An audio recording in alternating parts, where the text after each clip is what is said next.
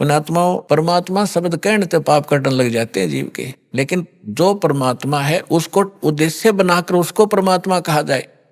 अब जैसे हम तहसीलदार को और प्रधानमंत्री कहें जाएं और उसका आगे एप्लीकेशन रखें, प्रधानमंत्री के सत्र का काम और उसका तहसीलदार के आगे रखें, बेसिक प्रधानमंत्री कहें जाओ कति नारी जय अरना वो काम कर सकता, तो प्रधानमंत्री का ही उद्देश्य लेकर उसका आगे पर अर्जी रखेंगे तब ये काम होगा। अब क्या बताते हैं दादू साहब जी ने कैसे गुण गाए हैं।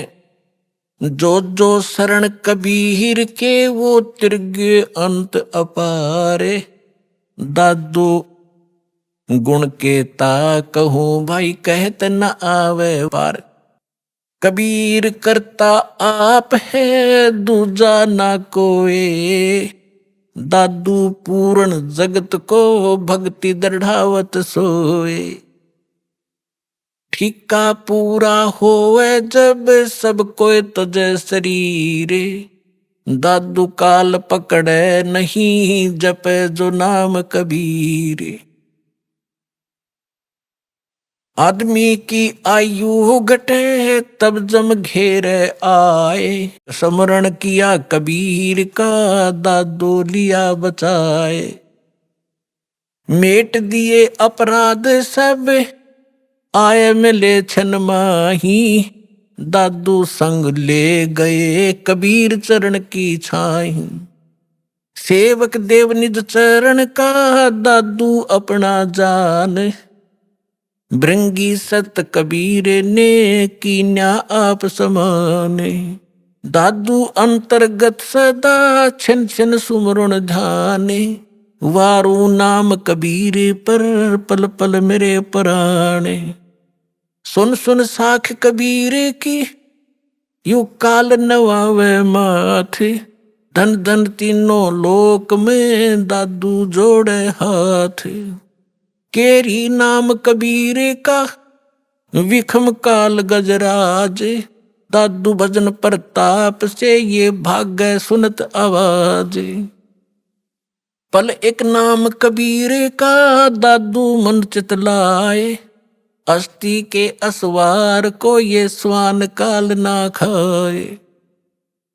सुमरत नाम कबीर का कटे काल की पीरे, दादू दिन दिन ऊंचा होवे फिर परमानंद सुख सीरे। दादू नाम कबीर की जय कोई लेवे ओटे, तिनको कबू लागे नहीं ये काल बजर की चोटे। और संत सब कूपे हैं कित्ते झरीता नीरे, दादू अगम अपार है ये दरिया सत कबीरे। अब ही तेरी सब मिटे ये जन्म मरण की पीरे, श्वास उश्वास सोमर ले दादू नाम कबीर।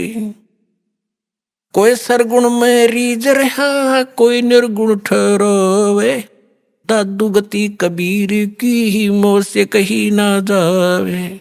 दादू नाम कबीर का सुन के कांपे काले, नाम भरोसे जो चले होए नवा का वाले। जिन मोह को निज नाम दिया सोए सतगुर हमारे, दादू दूसरा कोई नहीं ये कबीर सिरजनहारे। अब क्या बताया दादू जी ने, क्योंकि गरीबदास जी की महिमा चल रही है थोड़ा सा इसलिए हिंट देना पड़ा, इसका आगे लिंक है इससे। दादू साहब जी क्या कहते हैं कि सुन सुन साख कबीर की, साख माने महिमा, परमात्मा की सामर्थ्य है। सुन सुनने से जैसे परमात्मा की महिमा जहां चलती है तो काल भी माथा रगड़ा क्यों तो समर्थ है। यो काल यहाँ का भगवान जो है, जो भगवान की महिमा कहीं होती है, सच्चाई उसकी सत्य महिमा सुनाई जाती है तो काल भी नाक रगड़ा मत्था टेकता है कि हाँ भगवान तो समर्थ ही है, वो कबीर तो पूर्ण परमात्मा है। तो सुन सुन साख कबीर की काल नेवावे माथ, झुकावे माथा, और धन हो तीनों लोक में दादू जोड़े हाथ। फिर देखो कैसी तुलना की है, केरी नाम कबीर का और विखम काल गजराज, दादू भजन प्रताप से यू भाग्य सुनत आवाज। अब 21 ब्रह्मांड का स्वामी है। श्रीमद् भगवत गीता अध्याय नंबर 15 के श्लोक नंबर 18 में गीता ज्ञानदाता ये ब्रह्म है, काल है। ये खुद कहता है कि मेरे अंतर्गत जितने भी प्राणी हैं उनसे मैं उत्तम हूं, श्रेष्ठ हूं, उनसे तगड़ा हूं मैं। इसलिए मैं लोक वेद के आधार से पुरुषोत्तम प्रसिद्ध हो रहा हूं, क्योंकि जितने भी इसके अंतर्गत प्राणी हैं काल के, ये इन तगड़ा है। ये 1000 कला का ब्रह्मा विष्णु महेश 16 कला के, वो 1000 भुजा का ब्रह्मा विष्णु महेश 4 भुजा के। इनमें यहाँ के प्राणियों में ब्रह्मा विष्णु महेश हमसे सबसे तगड़े शक्तिशाली है, इनसे भी वो कई गुना शक्तिशाली है। तो ये कोई छोटी शक्ति नहीं है। कहने का भाव ये है। तो यहां दादू जी कहना चाहते हैं कि केरी नाम कबीर का, केरी मन बब्बर शेर, और बब्बर शेर कहीं धाड़ मारता हो और हाथी आसपास घूम रहा हो, हाथी इतना भयभीत हो जाता है, लीद कर देता, वो टट्टी कर देता, एकदम इतना डर जाता है, भाजगन की सोचा कि इधर से जान बचे मेरी। तो यहां कहने का भाव यह है कि हाथी कोई छोटा प्राणी नहीं है, आम प्राणियों से तगड़ा है, लेकिन उस बब्बर शेर के सामने वो भी फेल है, उसके सामने उसकी कोई अस्तित्व नहीं है। तो यहां दादू साहब जी ये बताना चाहते हैं कि केरी नाम कबीर है, परमात्मा का जो सत्य मंत्र है। और कबीर साहब को ऐसा समझो जैसे बब्बर शेर हो, और ये काल भी छोटा नहीं है, विषम काल गजराज। गजराज माने हाथियों का राजा, हाथियों में भी तगड़ा हाथी समझ लो। लेकिन दादू भजन प्रताप से ये भाग्य सुनत आवाज। नाम का सिमरन सतनाम जो आपको दिया जाएगा, ये राम का नाम है। राम राम कोई मंत्र नहीं है, राम का नाम, यानी जिससे वो राम प्राप्त हो वो नाम, वो 2 अक्षर का है। सतनाम जिसमें एक मंत्र है, एक आपको गुप्त है, वो तत्शब्द वो दिया जाता। आगे क्या बताते हैं, पल एक नाम कबीर का। जो परमेश्वर कबीर जी ने जो सत साधना बताई है, वो एक पल भी अगर जिसने सत साधना से भक्ति कर रखी हो, पल एक नाम कबीर का दादू मन चितलावे, अस्थि के असवार को स्वान काल नहीं खावे। अब देखो, इन महापुरुषों की वाणी को समझना किसी बालक के बस की बात नहीं है। ये महापुरुष पाके पढ़े, दादू पंथी, कबीर पंथी, गरीबदास पंथी, किसी ने कख नहीं पता इनकी वाणी का, ये समझ नहीं सके इनको।